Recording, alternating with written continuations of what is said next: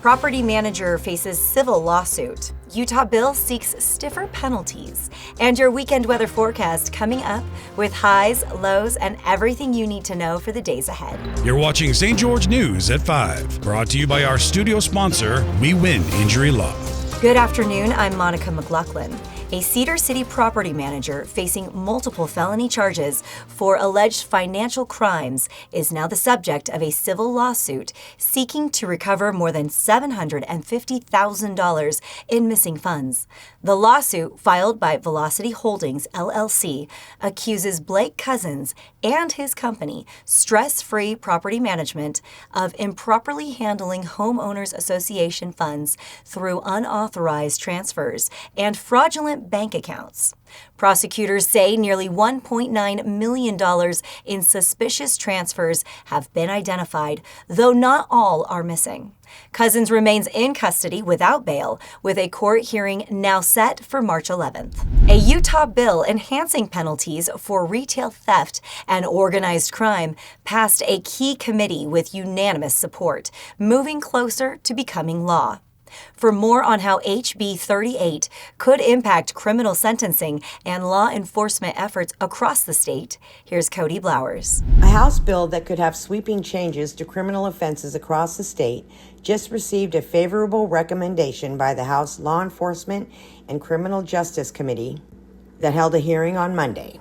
The background footage in this video captures one of the distraction crimes from one of the criminal groups that allegedly hit St. George last spring, which is also a crime type that was addressed in the bill that, if passed, would enhance the penalties for certain theft offenses, particularly when they are committed as part of a criminal enterprise. And here's House Representative Ryan D. Wilcox, who introduced the bill.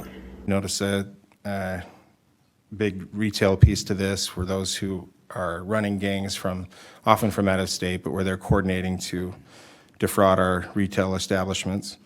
And Nate Mutter, representing the Statewide Association of Prosecutors, also supported the bill. We see a lot of out-of-state groups come in.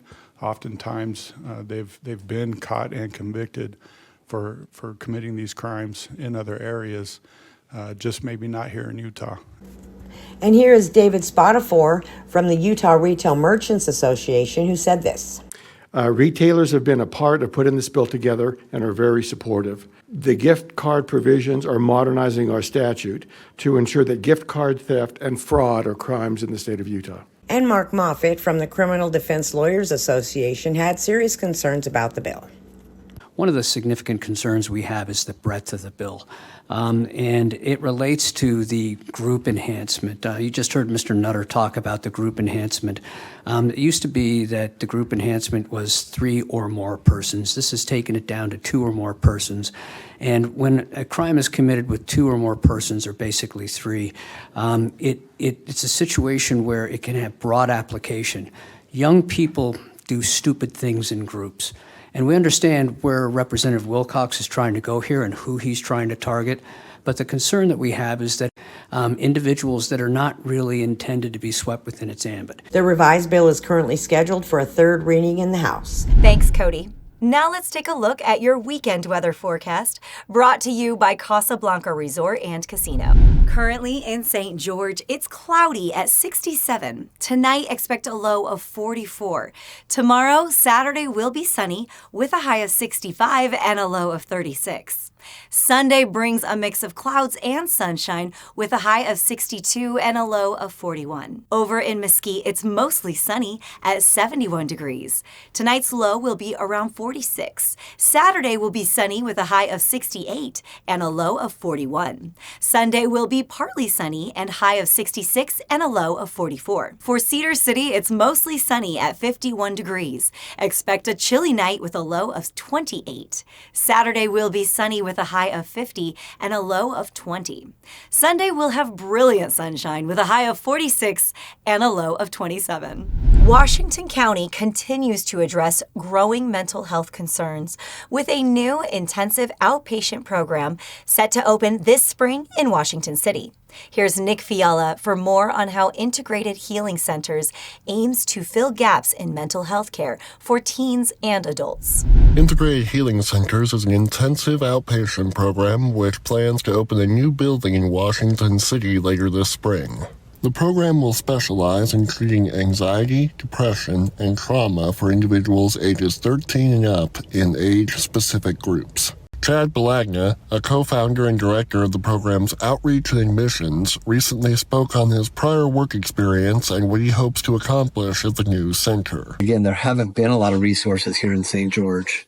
A lot of the people that need help have to go up to Salt Lake or down to Las Vegas or find somewhere where more help is available. And to have these local resources is huge. I think it's really important for people that are struggling with their mental health to have physical activity and to have some time outdoors. And so it's not going to be intense. It's just we're located right on the bike trail. So we'll be able to go for walks. We'll be able to grab some bikes and go for a bike ride and just get outside and get moving and get physical. Yeah, there's a lot of really sad stories that people, have overcome a lot to be where they are, but still need some help getting over those last hurdles and getting to a place where they can kind of come to terms with their history, but move forward and start to create their new story. Thanks, Nick.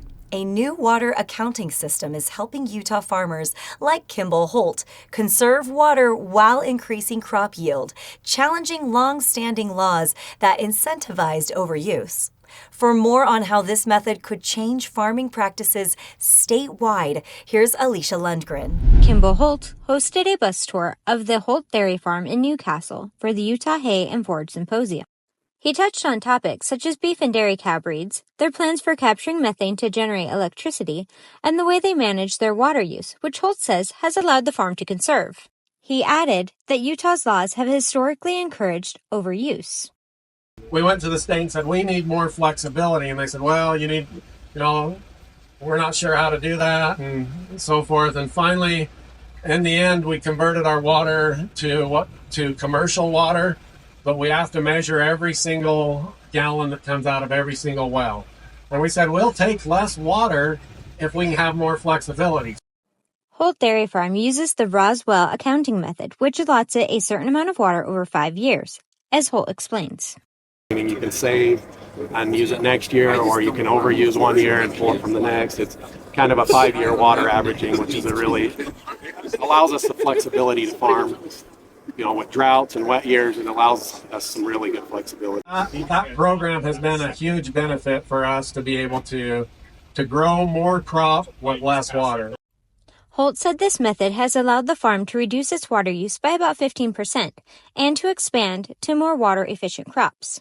Thank you for watching St. George News at 5. To learn more about our studio sponsor, We Win Injury Law, go to wewininjurylaw.com. I'm Monica McLaughlin with St. George News, your #1 source for local news. This has been St. George News at 5, brought to you by We Win Injury Law.